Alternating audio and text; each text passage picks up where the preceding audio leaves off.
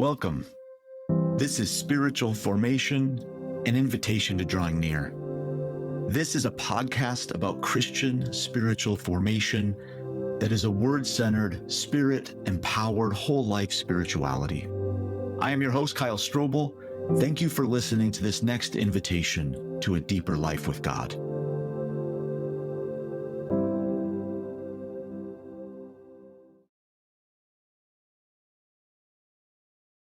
Welcome. This is our first follow-up episode from our special From the Vault series.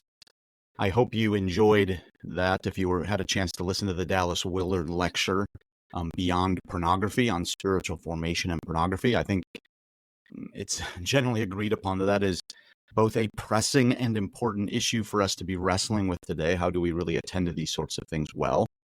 And in light of all of the kind of From the Vault episodes, there's a series of these I want to do.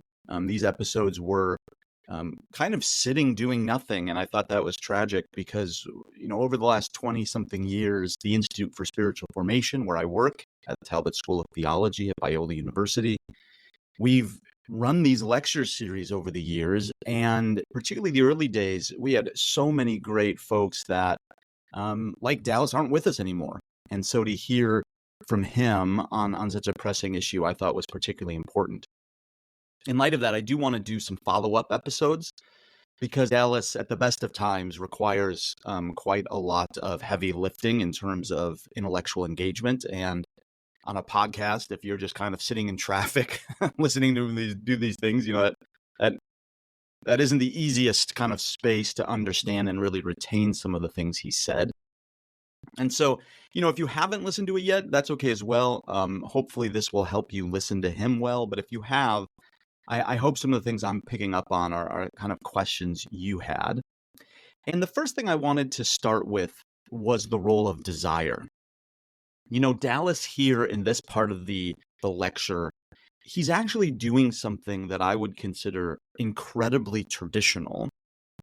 And yet it's something I find, particularly when I go through this stuff with my students, they've never had someone walk them through actually kind of what is a traditional theological psychology. Like, in other words, in our own theological tradition, of course, Christians have always done psychology. We've always wrestled through the psyche, right? The soul, the inner workings of the human person. And we've ordered them in certain sorts of ways so that we can understand, what is going on in my life? Why do I experience my life the way that I do? At the heart of Willard's analysis of pornography is an account of the fundamental role desire plays in human life. Now, importantly, desire, according to how Willard is reading this word and using this word, and I'm going to get to that in a second because it's far from obvious at first glance what desire is. I mean, desire is one of those terms we all kind of know what it is, and then the more we're asked about it, the more we might start hedging. And so desire is not bad. Let's start there. Now, desire does have a tendency to be incredibly dangerous because it has a tendency to kind of take over our life. There's that old expression about fire, right? Fire is a good servant, bad master, right? It's good in a fireplace. It's bad on your couch. And desire is a similar sort of thing. And so Willard argues that desire must be subordinated to what is good. In other words, we have to make sure that our desires are serving us, our personhood, in certain sorts of ways, in certain sorts of good ways. And it's actually the role of our will to make sure that our desire kind of stays in place.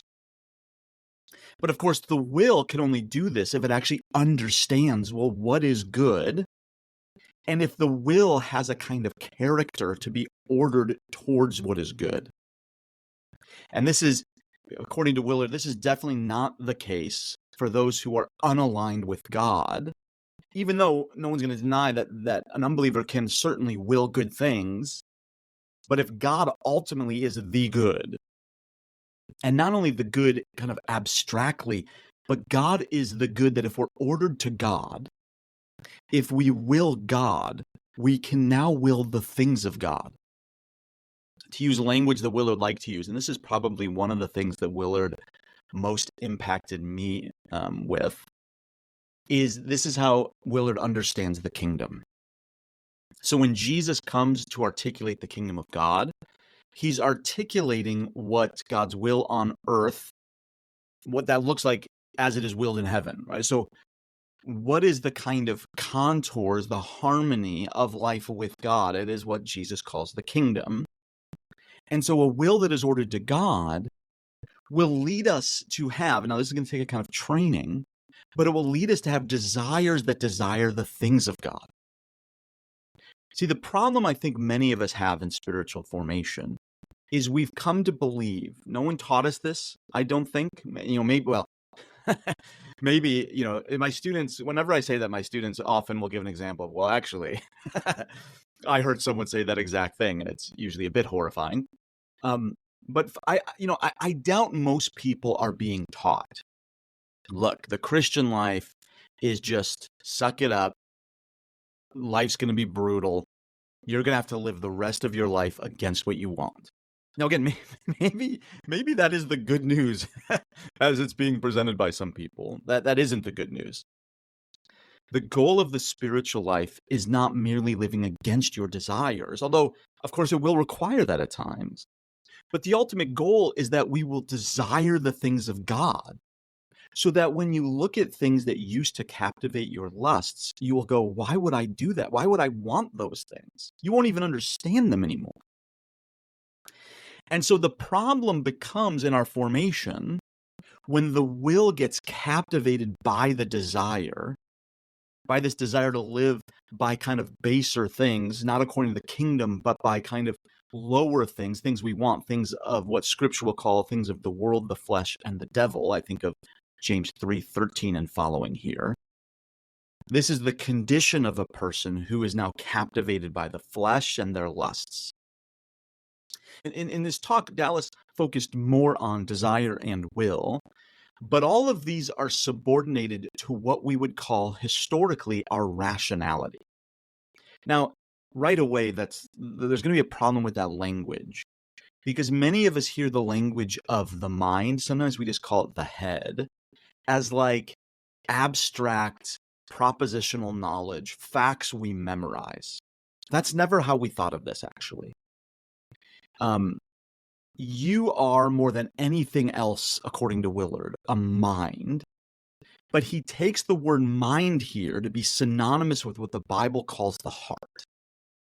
And he says, and this comes from his book, Life Without Lack, he says, the mind, thought about in this way, is the most significant aspect of our lives, because it is through our minds that we make effective content with reality.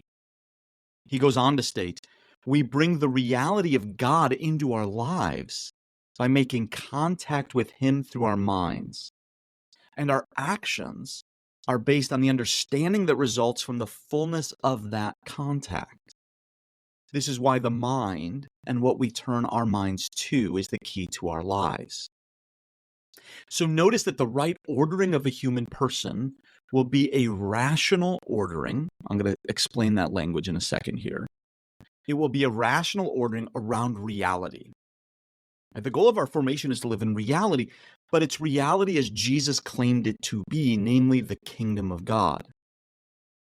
Now, before Dallas died, I was at his house meeting with him. I was actually interviewing him for a book, The Way of the Dragon or The Way of the Lamb, that my dear friend Jamie Goggin and I wrote on the nature of Christian power. And I had a fascinating conversation with Dallas about the nature of the church today, and particularly what the church needs most. And he said something that'll always stick with me. He said, Kyle, we need more Edwardses and Wesleys in the world. And I thought that was such an interesting claim. And Dallas said, he's like, it's only in the church that you have this kind of cross-section of all of humanity. Where else can you go where you have high school dropouts and PhDs in the same room? Where can you go and find politicians and bioethicists and lawyers and moms and dads and children? And where can you find anywhere that takes seriously the life of the mind and being ordered around a certain reality, that are all together in the same place, looking for a shared vision of reality? And the reason he turned to Edwards and Wesley's is he said we need people who have done such deep thinking that it's like their head is emerged above the clouds and they begin to see what is actually going on. What are the lies of this age? What are the deceptions of this age? What are kind of captivating the lusts of our people in this age? And if we have that in the church, we have pastors, he thought, that could captivate the mind. Well, now we can begin having an ordered person who's ordered according to their rationality, so that they can will the things of God and therefore come to desire the things of God. And so, importantly, though, I should say, now I focused on the mind and rationality a bit here, but the primary kind of role that desire plays in our life is still fundamental. And Dallas says if action were kind of solely under the direction of our thoughts, we would never survive infancy. Life would be this intolerable burden, he says. Rather, it is our desires that kind of drive us into life. They impel us to action. The problem is if our desires, which often emerge from our bodies, aren't ordered to higher level things, we will reach below us, just like in the garden. Instead of reaching above us as those made in the image and likeness of God, we reach below us in our more animalistic nature and become less than what we were. It's interesting that Adam and Eve were seduced by the claim that they too could be like God when they had already been made in the image and likeness of God. They already had by grace what they needed, and they still nonetheless reach for something else. And similarly, lusts now drive us into things that make us less than what we are. And so for many of us, what ends up driving us, particularly early in our lives, are we're moved by our passions. And we start to equate being alive with feeling alive and the lusts of our bodies. Thus, Willard says, we get pleasure from desiring itself and desiring to desire. The gratification of desire gives us a sense, he says, of completeness and power. And so we end up doing many things just to kind of excite our desire. Right? They make us feel alive. I once saw, there's a book on the kind of nature of pornography and the problem of pornography written by a psychologist named Stringer. And he gave a statistic that I thought was fascinating, because people can, of course, map where on the internet, like where geographically are people on the internet looking at pornography. And he noticed that in one of these studies, there was a spike in porn use in Cleveland after the Cavaliers lost the NBA championship. Now think about that. There is a kind of social despair that went on. I found it interesting that Dallas talked about sports. Like oftentimes our passions get kind of awoken by sports, that we think in a weird way that if that man with the funny shaped ball gets across that line, then my life will be complete. I will have won. Not just they won it, but somehow says, I will have won. But then when you have the loss of that, notice you have a whole geographic community now self-medicating in a desire to deal with the passions of their bodies. And so pornography ends up becoming one way people turn to excite their bodies in ways that enslaves the will. And it enslaves it to a vision of humanity that is less than what humans really are. I often say that one of the main problems of pornography is that it is a kind of vehicle that actualizes our deep hatred of sexuality. Too many people think of it as kind of an overly sexualized thing. It's not overly sexualized, it's anti-sex. It looks at what sex is in the covenant union of marriage, standing face to face with another in nakedness without shame, where now I'm giving myself to another and I'm receiving them.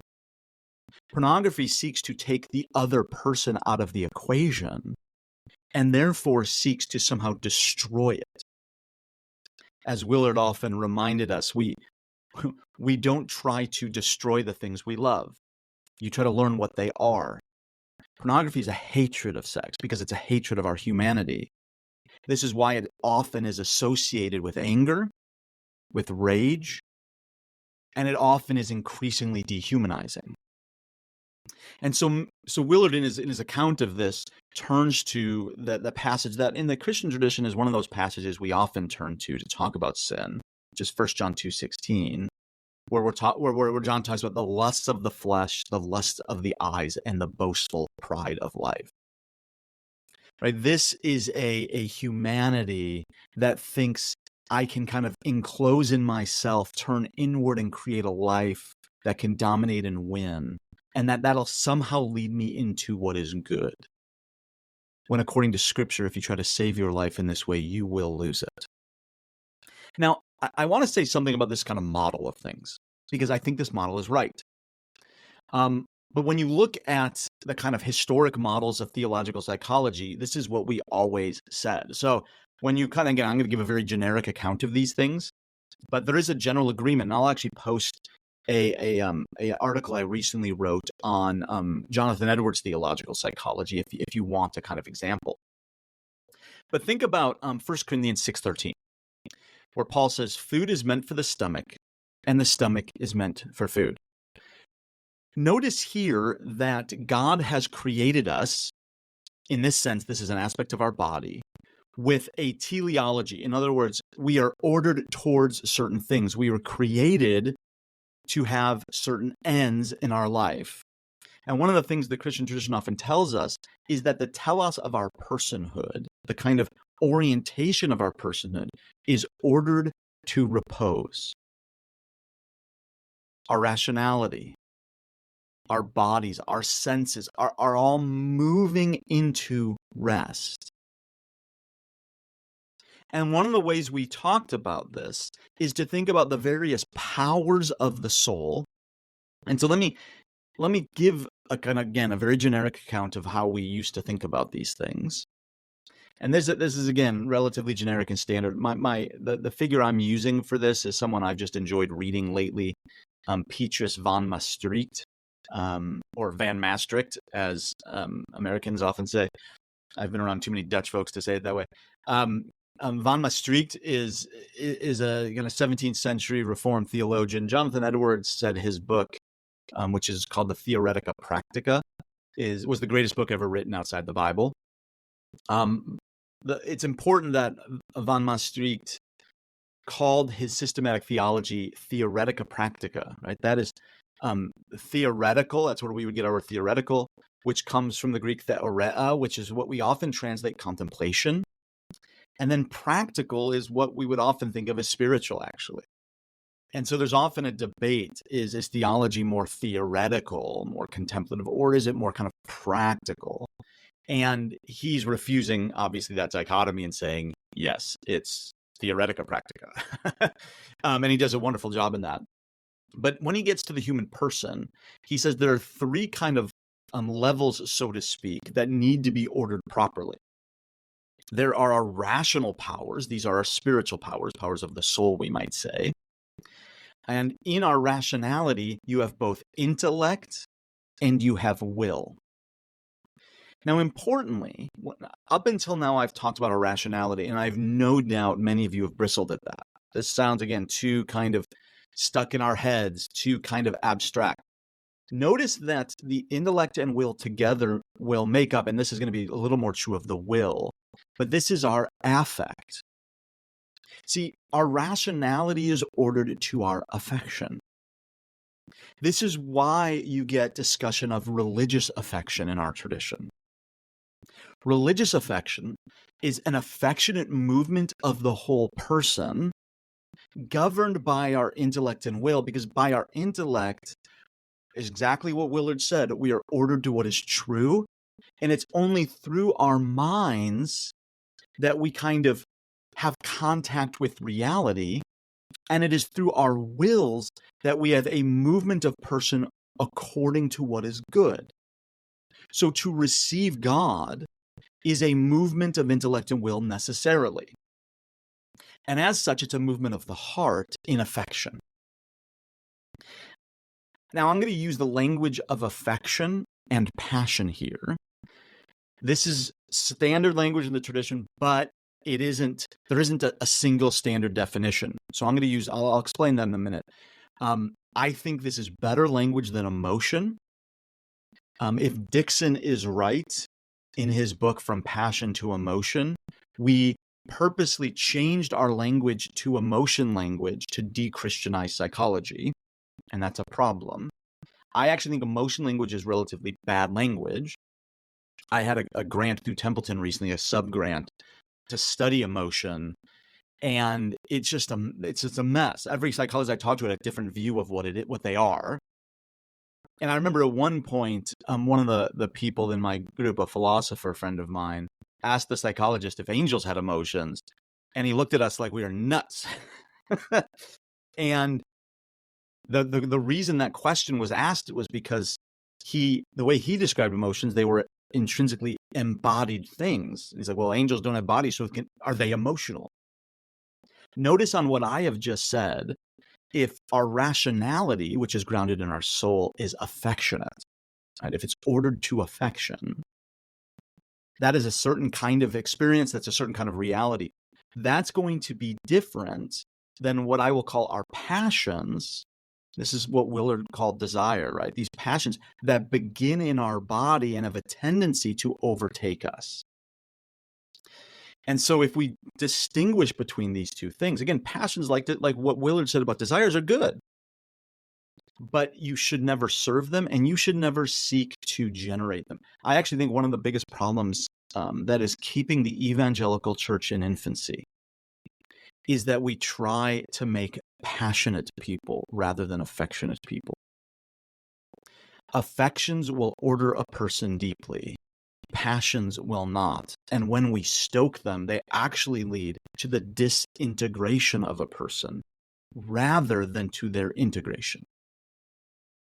And so on this older, kind of more ancient system, right, we have this kind of rationality, our affectionate life. This is what the Bible calls the heart. This should order us to God and the things of God. And that should order, again, what is now called the second layer, our sensible powers. And this is how our body and soul kind of unite in sense perception and sense appetite, they're called. Now, again, don't get lost in this language. This is basically how we perceive the world through our five senses. But they would also talk about the fact that we have these internal senses, imagination, memory, something they called common sense, but not what we think of as common sense. Common sense, very briefly, it kind of helps us distinguish what we see with what is real, right? And when you see something that is small, you distinguish whether that is actually small or if it's just far away, for instance, right? Like our common sense is helping us do that. And then the lowest level kind of aspect is our embodied nature, right? Our animal life. And this is by which we kind of are ordered to human life as a good. So I want you to hear that. Our embodiment is a good. It is ordered, though, to certain things. And we saw the stomach is made for food for the stomach. But what's interesting is what Paul is eventually going to say through a discussion of sexuality is altering the body is for the Lord. And so one of the things we're doing in and through our rationality is we're ordering the rest of our person to God because we're recognizing that God is our true end, not only of our intellect, but of our will. We should be captivated by the things of God. We should move in heart towards the things of God. Our kind of senses and our common sense and our imagination and memory, all these things should be ordered to God in his kingdom. I have a post on my Substack about redeeming your story, which is a look at the book of Ruth and how the book of Ruth is an account of how God re-narrates our sin and brokenness to redeem them. Our memory needs to be redeemed. We need to come and order even our senses around the things of God and the way of his kingdom.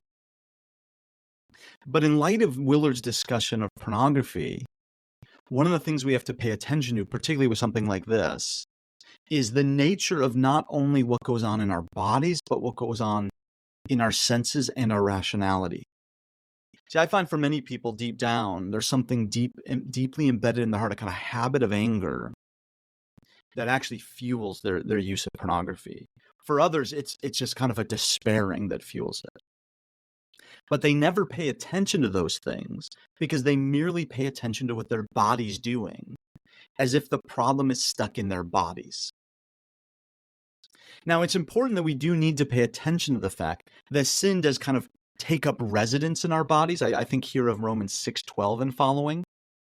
Let not sin, therefore, reign in your mortal body to make you obey its passions. And so notice there, they get the language of passions.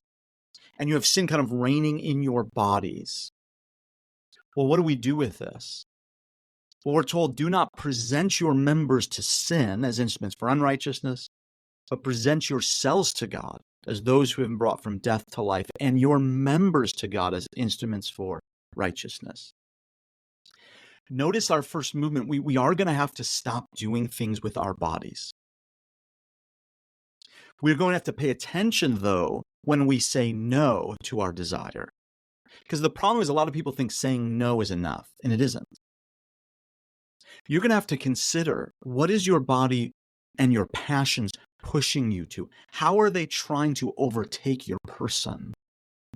To overtake what you know to be true in your mind? To overtake what your heart in its deepest depths longs for? Most Christians I meet in the bottom of their soul have a deep yes to the things of God. You don't hear a sermon and think, I don't buy it. I don't care. No, you think, oh yes, I should live this. Like, there is a deep yes in you. Your will knows what is good and moves to the good, but now you have this character that is even ingrained in your body. So you will need to say no to it. This will require a movement of the body to say no. But notice what the movement is toward. It's not merely a negative movement. If you simply try to keep yourself from doing certain things, the best case scenario you'll have is that your body will stop doing those specific things, and those vices that are still embedded in your soul will just give themselves to more socially acceptable sinning. There's a great John Owen line about this that I don't have before me, but he talks about a man who's been married for decades and says, you know what, I've kind of dealt with lust in my life. And Owen says, you've dealt with nothing. It's like, all you've done is harnessed it for your career. It now shows up as grandiosity. See, this is the problem. The problem isn't simply you're doing things you shouldn't do. The problem is you're longing for things that are bad for you, that are actually against God and the ways of God, and therefore against your humanity, against your happiness, we might say. We used to say things like that, more than we do now, sadly. And so you will have to move it against your body. No, I'm not going to do that. But you do so as a way to offer yourself, this is Romans 6 or Romans 12, offer your body as a living sacrifice for what? The renewal of your mind. Notice the movement of your body towards God is now a part of your rationality to be ordered around reality. And that means you must be watchful, as Paul says in Colossians 4:2, of the movements of your heart. What are you really longing for? If you're listening to this and you are addicted to pornography, I want you to ask yourself a question. What are you medicating? Why do you think this is where life is found? What are you longing for? And why would you turn to this poison? Why do you think poison will bring you something good? What might it mean to lay this down before the Lord and say, Lord, look at what I long for. Look at what I give myself to. Lord, I believe, but help me right here in my unbelief. And then name your actual unbelief to the Lord. But for the rest of us, Maybe it's your anger. Maybe you find that your passion of anger is often stoked, and it works against your rationality, your affection. It hurts your ability to affectionately be open to others. It hurts your ability to be open to the Lord. What might it look like to be captivated in mind, will, and heart affectionately to God and the things of God? And what would it look like to hand your desires over to Him? We're going to pick this question up next time when we consider Dallas's VIM paradigm, V-I-M, which he talks about in this talk, and he also talks about it probably most explicitly in Renovation of the Heart, Chapter 5. I hope this was helpful for you, and as always, my hope for you and for this podcast is that this would be an invitation to draw near to your Lord. How might the Lord be calling you, even now, to present your bodies as living sacrifices for the renewal of your mind? How might He be calling you to pay attention to the things you desire, to lay them down, to seek Him, and to draw near? What might it look like to seek the Lord in all of these places? Thank you so much.